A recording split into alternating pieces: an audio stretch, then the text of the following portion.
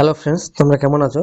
আজকে আমরা আলোচনা করব একটি নতুন ভিডিও, যেটি থাকবে কারেন্ট অ্যাফেয়ারের উপর।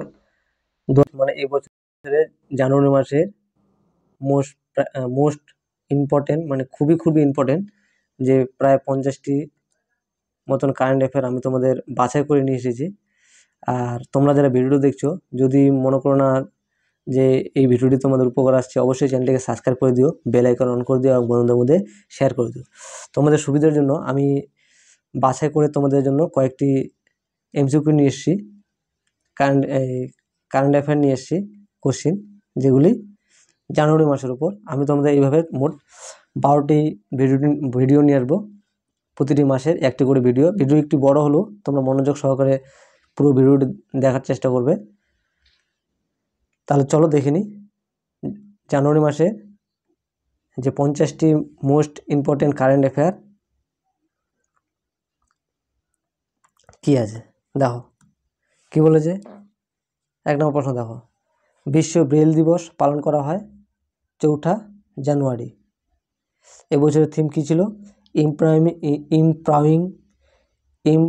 ইম্পাওয়ারিং থ্রো ইনক্লুজিং অ্যান্ড ডাইভার্সিটি এবছরের থিম ছিল। তারপর কি 2 নম্বর প্রশ্ন দেখো, ভারতীয় সেনা দিবস পালন করা হয় কবে? 15 জানুয়ারি। 3 নম্বর প্রশ্ন, আমি কিন্তু ভিডিও একটু তাড়াতাড়ি বলার চেষ্টা করবো, কারণ বেশি বড় হলে ভিডিওটি দেখতে তোমাদের বোরিং লাগবে। আমি একটু তাড়াতাড়ি বলার চেষ্টা করব। দেখো, জাতীয় ভোটার দিবস পালন করা হয় কবে? 25 জানুয়ারি। এবছরের থিম কী ছিল? এবছরের থিম ছিল nothing like voting, I vote for sure. এবছরের থিম ছিল। তারপর কি? তারপর দেখো,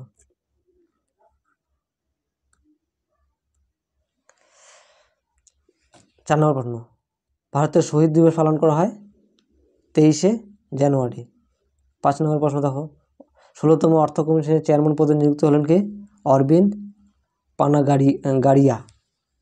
6 নম্বর প্রশ্ন দেখো, পশ্চিমবঙ্গের নতুন চিফ সেক্রেটারি পদে নিযুক্ত হলেন ভগবতী প্রসাদ গোপালিকা। 7 নম্বর প্রশ্ন, Security and Exchange Board of India মানে সেবির এক্সিকিউটিভ ডিরেক্টর পদে নিযুক্ত হলেন কে? জি রাম মোহন রাও। বিমস্টেকের সেক্রেটারি জেনারেল পদে নিযুক্ত হলেন কে?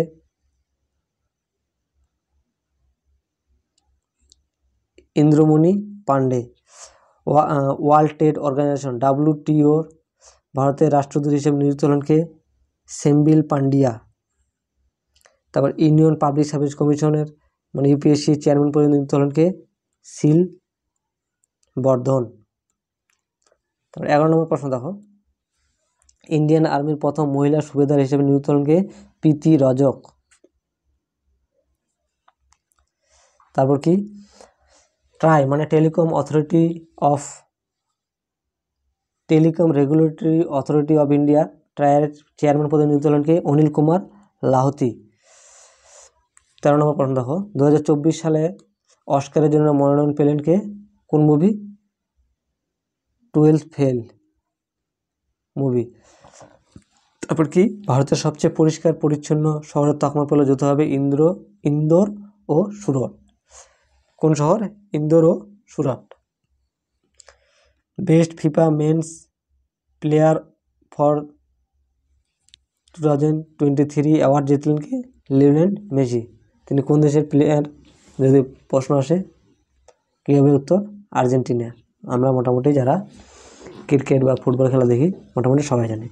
16 নম্বর প্রশ্ন দেখো, 2023 FIFA women's player of the year award জিতলেন কে? স্পেনের ফুটবলার আইটিনা বোনমাতি, স্পেনের ফুটবল। তারপর মরণোত্তর ভারতরত্ন পুরস্কার পেলেন কে? বিহারের প্রাক্তন মুখ্যমন্ত্রী কর্পূরী ঠাকুর। তারপর দেখো 18 নম্বর প্রশ্ন, সম্প্রতি পদ্মভূষণ সম্মানের সম্মানিত হলেন কে? অভিনেতা মিঠুন চক্রবর্তী। 19 নম্বর প্রশ্ন, 69তম ফিল্মফেয়ার অ্যাওয়ার্ড সেরা অভিনেত্রী কে হলেন? রণবীর কাপুর ও আলিয়া ভাট। তারপর 20 নম্বর প্রশ্ন দেখো, ক্যান্সারের কারণে মৃত্যুর তালিকায় এশিয়ার মধ্যে ভারতের স্থান কত? দ্বিতীয়। বাহ, খুব সুন্দর। 21 নম্বর প্রশ্ন দেখো, best city for Indian women in 2023 তালিকায় প্রথম স্থান রয়েছে কে? চেন্নাই। ভারতের সবথেকে নোংরা শহরের তকমা পেল কে? পশ্চিমবঙ্গের হাওড়া শহর। বাহ, এটা তো আরও সুন্দর। ভারতের সবথেকে নোংরা শহরের তকমা পেয়েছে পশ্চিমবঙ্গের হাওড়া শহর। তারপর হেনলি পাসপোর্ট ইন্ডেক্স 2024-এ ভারতের স্থান কত? 80। ইন্টারন্যাশনাল লেবার অর্গানাইজেশনের রিপোর্ট অনুযায়ী 2024 সালে বিশ্বের বেকারত্ব হার কত হবে? বৃদ্ধি পাবে কত? 5.2%। 2023 সালে ভারতের সবচেয়ে দূষিত শহরের তালিকায় প্রথম স্থানে কে আছে? মেঘালয়ের বিনিহাট। ফোবসের রিপোর্ট অনুযায়ী বিশ্বের সবচেয়ে শক্তিশালী মুদ্রা হলো কি? কুয়েতি দিনার। 150টি আন্তর্জাতিক টি-20 ম্যাচ খেলা প্রথম পুরুষ ক্রিকেটার হলেন কে? রোহিত শর্মা। বিশ্বনাথন আনন্দকে অতিক্রম করে ভারতের 1 নম্বর দাবা খেলোয়াড় হলেন আর প্রজ্ঞানন্দ। আন্তর্জাতিক টি-20 ক্রিকেটের সবথেকে বেশি সেঞ্চুরি করার তালিকায় প্রথম স্থান অর্জন করেছেন কে? রোহিত শর্মা। 30 নম্বর প্রশ্ন দেখো, আগত 5 বছরের জন্য আইপিএল টাইটেল স্পন্সর কে করবে? আইপিএলের টাইটেল স্পন্সর কে করবে? Tata group company. তারপর দেখো 31 নম্বর প্রশ্ন দেখো, আইসিসি টি-20 ক্যাপ্টেন অব দ্য ইয়ার 2023 হিসাবে ঘোষিত হলো কে? সূর্যকুমার যাদব। আইসিসির men ODI cricketer of the year 2023 জিতলেন কে? বিরাট কোহলি। প্রবীণতম পুরুষ টেনিস খেলোয়াড় হিসাবে গ্র্যান্ড স্লাম টাইটেল জিতলেন কে? ভারতের রোহন বোপান্না। 2024 অস্ট্রেলিয়ান ওপেনের মহিলা বিভাগে সিঙ্গেল টাইটেল জিতলেন কে? বেলারুশের টেনিস তারকা আরিয়ানা সাবালেনকা। 2024 অস্ট্রেলিয়ান ওপেনের পুরুষ বিভাগে সিঙ্গেল টাইটেল জিতলেন কে? ইতালির জান্নিক সিন্নার। 36 নম্বর প্রশ্ন দেখো, Gandhi a life in 3 campaigning শিরোনামে বই লঞ্চ করলেন কে? এম.কে. আকবর। হোয়াই ভারত ম্যাটার্স শিরোনামে বই লিখলেন কে? ভারতের বর্তমান বিদেশ মন্ত্রী এস জয়শঙ্কর। পিএম বিশ্বকর্মা যোজনা এর বাস্তবায়ন করতে চলা প্রথম কেন্দ্রশাসিত অঞ্চলকে? জম্মু কাশ্মীর। এইচডিএফসি ব্যাংকের চেয়ারম্যান পদে পুনরায় 3 বছরের জন্য নিযুক্ত হলেন কে? অতনু চক্রবর্তী। 2023 ডিসেম্বর মাসে মোট জিএসটি সংগ্রহের পরিমাণ কত? 1.65 লক্ষ কোটি টাকা। তারপর দেখো 41 নম্বর প্রশ্ন দেখো, এশিয়ান ডেভেলপমেন্ট ব্যাংকের এক্সিকিউটিভ ডিরেক্টর পদে নিযুক্ত হলেন কে? বিকাশ শীল। ভারতের প্রথম 2 কোটি ক্রেডিট কার্ডের মাইলস্টোন স্পর্শ করলো এইচডিএফসি ব্যাংক। চাঁদের উদ্দেশ্যে প্যারাগ্রেন 1 ল্যান্ডার লঞ্চ করলো কে? আমেরিকা। হেইল 523 নামে জলের নিচে পারমাণবিক অস্ত্র পরীক্ষা করলো কে? উত্তর কোরিয়া। 54তম ওয়ার্ল্ড ইকোনমিক ফোরাম সাবমিট শুরু হলো কোথায়? সুইজারল্যান্ডের দাভোসে। দিল্লিতে 1 বছরের জন্য দীর্ঘ রামায়ণ উৎসব আয়োজন করবে কে? করছে ভারত। 47 নম্বর প্রশ্ন দেখো, 2024 সালে ব্রিক্সের সভাপতি করছে কে? রাশিয়া। সম্প্রতি অলরেডি হয়ে গেছে। সম্প্রতি IUCN রেড লিস্টে অসুরক্ষিত হিসাবে স্থান পেল হিমালয়ের নেকড়ে। 721 ফুট উচ্চতা বিশিষ্ট বিশ্বের উচ্চতম রাম মন্দির তৈরি করা হচ্ছে কোথায়? অস্ট্রেলিয়ায়। পশ্চিমবঙ্গের রাজ্য সঙ্গীত হিসাবে ঘোষিত হওয়া বাংলার মাটি বাংলার জল গানটি গেয়েছেন কে? রবীন্দ্রনাথ ঠাকুরের লেখা। তারপর দেখো 51 নম্বর প্রশ্ন, 100-টিরও বেশি ভাষায় গান গেয়ে গিনিস বুকের রেকর্ডের নাম তুলেছেন কে? কেরালার সুচেতা সতীশ। 47তম কলকাতা বইমেলার থিম গানটি কী ছিল? ইউকে যুক্তরাজ্য, ইউনাইটেড কিংডম। বিশ্বের সবচেয়ে উচ্চতম আম্বেদকর মূর্তি উন্মোচন করা হলো অন্ধ্রপ্রদেশের বিজয়ওয়াড়াতে। দেখো 54তম প্রশ্ন লাস্ট কোশ্চিন দেখো, 75তম প্রজাতন্ত্র দিবসে ভারতের প্রধান অতিথি হয়েছিলেন কে? ফ্রান্সের রাষ্ট্রপতি ইমানুয়েল ম্যাক্রন। তাহলে বন্ধুরা, এই ছিল জানুয়ারি মাসের